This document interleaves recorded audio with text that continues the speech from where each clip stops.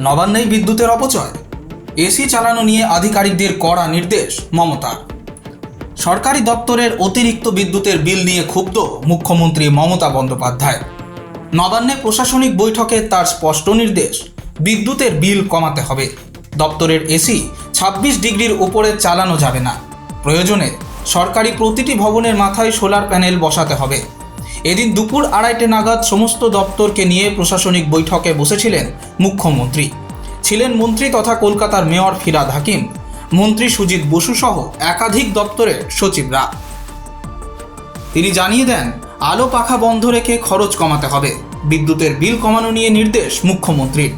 শীততাপ নিয়ন্ত্রিত যন্ত্র 26 ডিগ্রির উপরে চালানো যাবে না। পাশাপাশি প্রতিটি দপ্তরের মাথায় সোলার প্যানেল বসানোরও উপদেশ দিয়েছেন তিনি। Bureau report, express news.